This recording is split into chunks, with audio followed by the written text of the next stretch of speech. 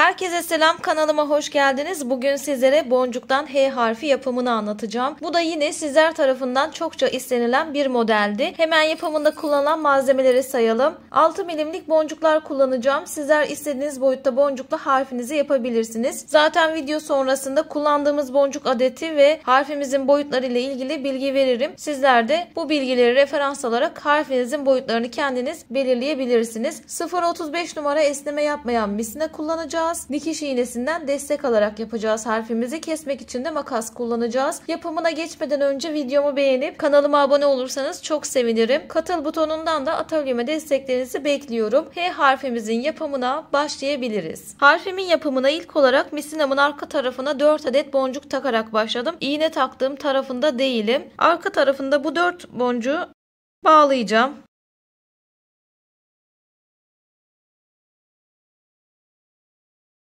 Birkaç kez bağladıktan sonra şu kısa olan tarafı diğer boncuklardan geçiriyorum.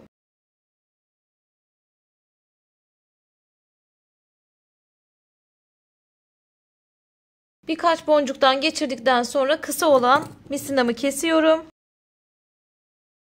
Kısa olan tarafla işim bitti. Misinamı bir boncuk ön tarafa alacağım. Ve harfimi yapmaya başlamış oldum. Bu benim harfimde ilk sıram. İkinci sıra için hemen boncuk takıyorum. İkinci sıra için 3 adet boncuk taktıktan sonra misinamın bulunduğu boncuğun arka tarafından iğnemi geçirerek bu 3 boncuğu sabitliyorum. Ve taktığım 3 boncuğun ikisinden yukarı çıkıyorum.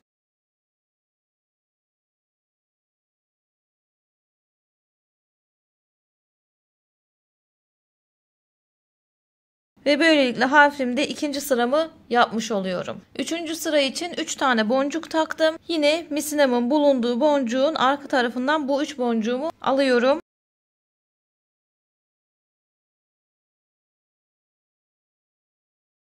Taktığım 3 boncuğun ikisinden yukarı çıkıyorum.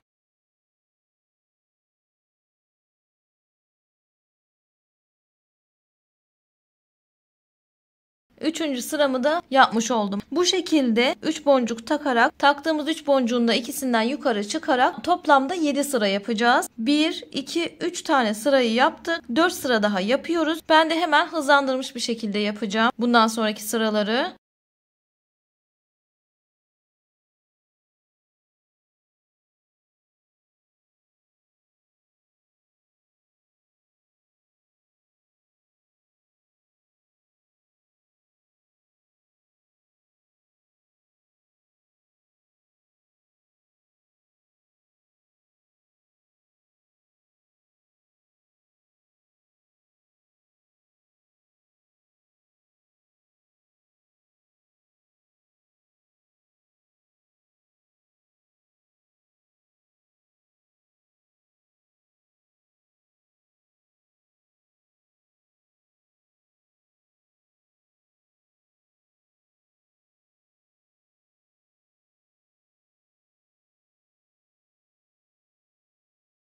Hemen şöyle bir sayıyorum. Yukarıya çıkmadım. 1, 2, 3, 4, 5, 6, 7 sıra yapmışız. Yukarıya çıkmaya gerek yok. Şimdi buradan 1, 2, 3, 4. boncuğa, ortadaki boncuğa misinamı yürüteceğim. Nasıl yürüteceğim? Şöyle önümdeki boncuklardan geçerek misinamı yürüteceğim. Yani şu ortadaki boncuğun bu tarafa da olabilir, bu tarafa da olabilir. Fark etmez. 1, 2, 3 aşağıda kalacak. 1, 2, 3, 3 sıra yukarıda kalacak. Şu ortadaki boncukların herhangi birine misinamızı yürütüp ortadan devam edeceğiz. Yani şu kısmı yapacağız. Tam ortasını bulup oraya misinamı alıyorum hemen. Misinamı yürütüyorum yan boncuklardan.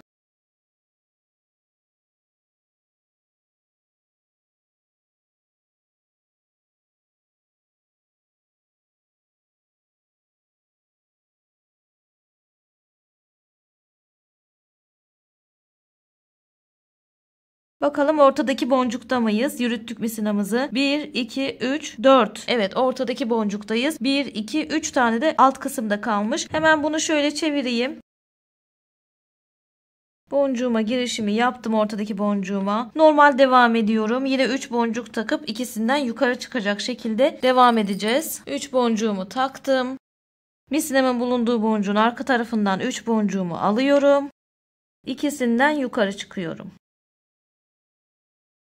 Bu da ortadaki birinci sıram. 3 boncuğumu taktım. Misinamın bulunduğu boncuğun arka tarafından 3 boncuğumu alıyorum.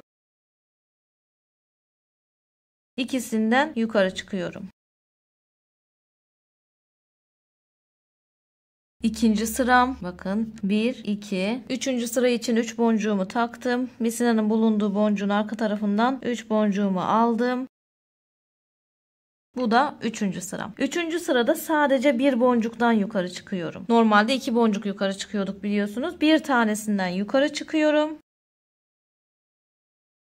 Buradan aşağı doğru ilerleyeceğim. Şöyle yapacağız arkadaşlar. Şimdi bu boncuktan aşağı doğru harfimizin çıkıntısını yapacağız. Şu karşısındaki boncuktan da yukarı doğru çıkıntısını yapacağız. Şimdi aşağıya doğru bir çıkıntısını yapalım hemen. 3 boncuğu taktım. Misinanın bulunduğu boncuktan giriyorum. 3 boncuğumu sabitledim. İkisinden yine yukarı çıkacağım.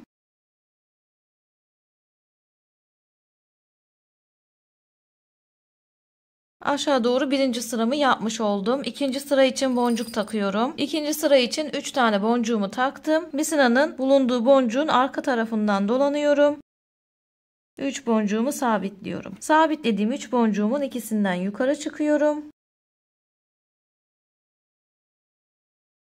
Bu da ikinci sıramız oldu. 1, 2, 3. ve son sıramı yapıyorum burada. 3. ve son sıra için yine 3 tane boncuğumuzu taktıktan sonra misinamızın bulunduğu boncuğun arka tarafından girdim. Boncuklarımı sabitledim. Burada yukarı çıkmıyorum. Çünkü zaten buradan misinamı yürütmem gerekiyor. Tekrardan yukarı çıkmama gerek yok. Hemen önümdeki boncuklardan geçerek şöyle buradaki boncuğa kadar geleceğim.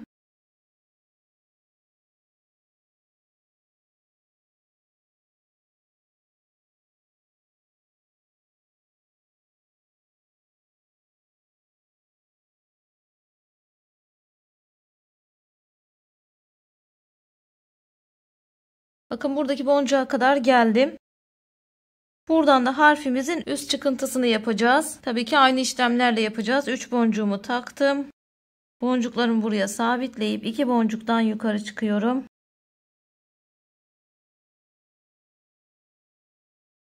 Birinci sıramı yapmış oldum. İkinci sıra için 3 boncuğumu taktım. Misinanın bulunduğu boncuğun arka tarafından alıyorum. 2 boncuktan yukarı çıkıyorum. İkinci sıramı da yaptım. 1, 2, 3. ve son sıramı yapıyorum. 3 adet boncuğumu taktıktan sonra hemen arka taraftan dolanıp boncuklarımı alacağım. 3. ve son sıramı da yapmış oldum. Şimdi burada birkaç boncuk aşağıya inip misinamı bağlayacağım. Şöyle birkaç tane ilerliyorum. Misinamı burada bağlayabilirim. Bağlama işlemini de hemen anlatayım size. Misinamın bulunduğu boncuğun arasından giriyorum. Dikiş düğümü atar gibi burada bir baloncuk oluşturuyorum. Bu baloncuktan da iğnemi arasından geçirip çektiğimde buraya düğüm atmış oluyorum. Tekrar yapalım. Aradan giriyorum. Aradan girdim. Baloncuk oluştu aradan girince. Bu baloncuktan iğnemi geçirip şöyle çekiyorum ve düğüm atmış oluyorum. Birkaç boncuk ilerleteceğim. İsterseniz burada da düğüm atabilirsiniz. Hemen aradan çıkarız. Baloncuğumuzu oluşturduktan sonra iğnemizi baloncuktan geçirip çektiğimizde buraya düğüm atmış oluruz. Düğümlerimizi atıp sağlamlaştırdıktan sonra yine burada birkaç boncuk ileri gidip misinanızı koparabilirsiniz.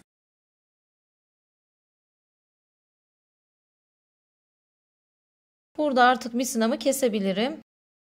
Ve harfimizin birinci şablonu hazır. Harflerimizi 3 boyutlu yaptığımız için biliyorsunuz 2 şablon halinde yapıyoruz. Şimdi videoyu geri alarak tekrardan aynı harften bir tane daha yapacağız. Bir şablon daha yapacağız ve bunları şu şekilde birleştireceğiz.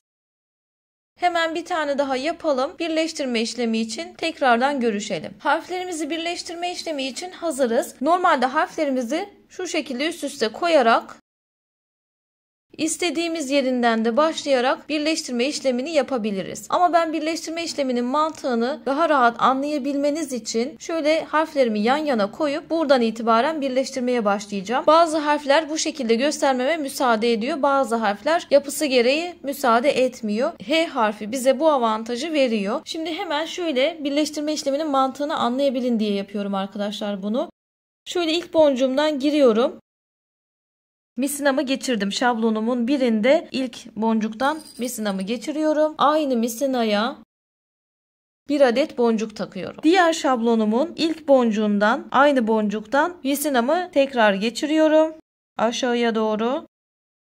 Ve burayı şöyle birleştirmeye başlamış oluyorum. Dikkat ederseniz şöyle şablonları yan yana koyduğunuzda boncuklar da karşılıklı denk geliyorlar. Şu karşılıklı denk gelen boncukların aralarına birer tane boncuk atarak birleştirme işlemi yapacağız. Birleştirme işlemi yaparken iğneden yardım almayacağız. Düğümleme dediğimiz yöntemi kullanacağız. Hemen misinanın birine bir boncuk daha atıyorum ve düğümleme yöntemini sizlere anlatayım. Aynı taraftaki misinayı, yani boncuğumun bulunduğu misinayı ters çevirip şöyle boncuğumdan tekrar geri geçiriyorum.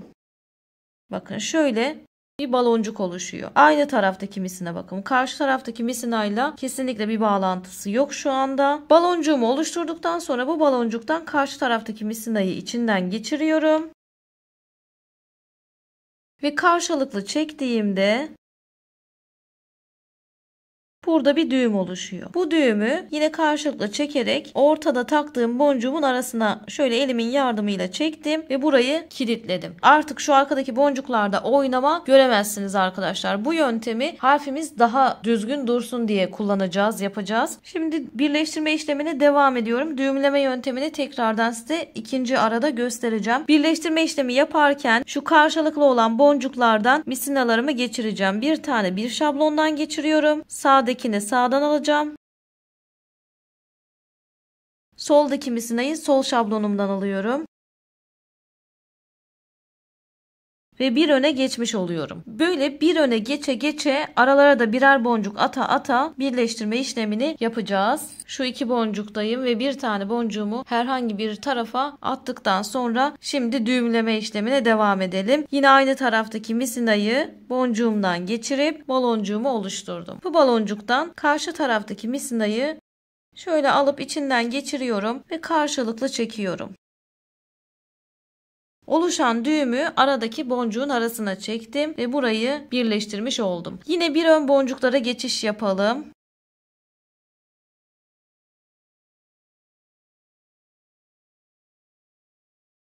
Artık bir ön taraftayım. Bir tane boncuk atıyorum. Hemen düğümleme yöntemiyle baloncuğumu oluşturdum. Karşı taraftan misinayı baloncuktan geçirip karşılıklı çekiyorum. Oluşan düğümü boncuğumun arasına çekeceğim. Ve işlemi bitireceğim. Tekrardan ön tarafa geliyorum.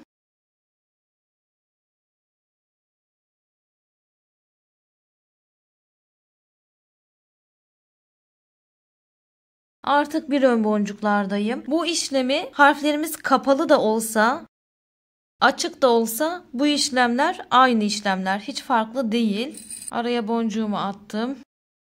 Baloncuğumuzu oluşturduk. Birleştirmenin mantığı bu. Birer boncuk öne geçip aralara da birer boncuk atarak şablonlarımızı birleştirmiş oluyoruz. Şimdi şuraya kadar biraz hızlandırılmış yapayım. Geri kalanını tekrardan size anlatıp bir kısmını da kamera arkası yapacağım.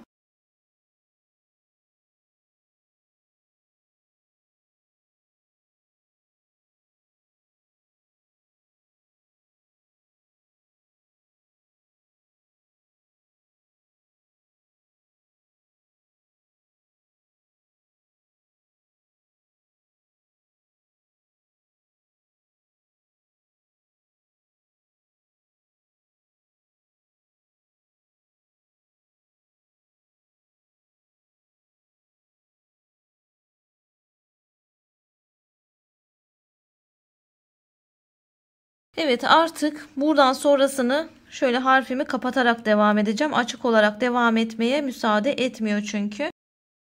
bu kenardan birleştirmiş oldum harfimi. Tabii ki buradan sonrası için de aynı şekilde şöyle bakın boncuklar denk geliyor gördüğünüz gibi. Bu denk gelen boncuklardan hepsi ne kadar denk gelen varsa burada birleştirme işlemini yapmaya devam edeceğiz. Birkaç da bu şekilde göstereyim size. Şöyle denk gelen boncukları görüyorsunuz. Hemen misinalarımı ona alıyorum. O denk gelen boncuklarıma.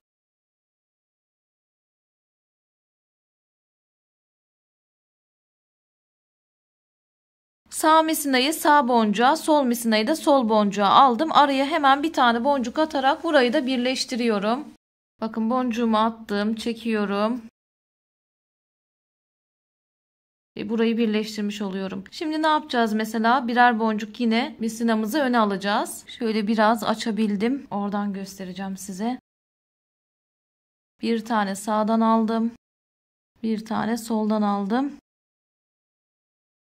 Bir tane sol boncuktan geçtim. Ön boncuklardayım. Hemen buraya bir tane boncuk atıp birleştiriyorum.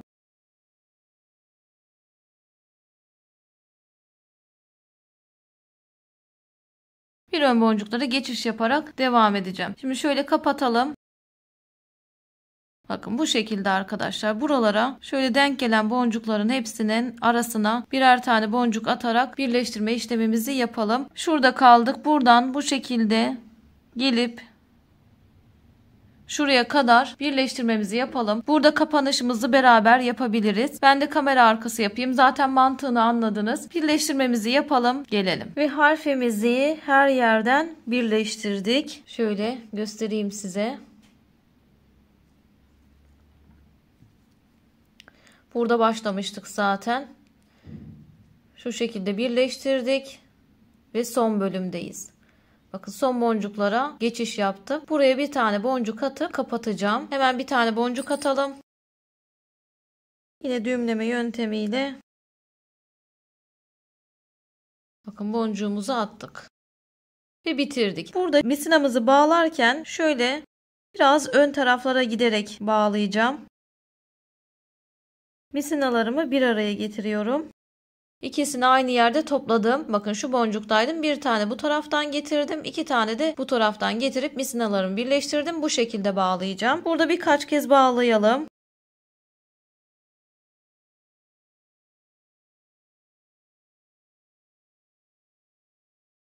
Birkaç kez bağladım. Tekrardan misinalarımı boncuklardan geçiriyorum ve o şekilde keseceğim. Hemen kesmiyorum. Birkaç boncuk geçirdim. Artık burada kesebilirim. Birkaç boncuk da bunu geçiriyorum.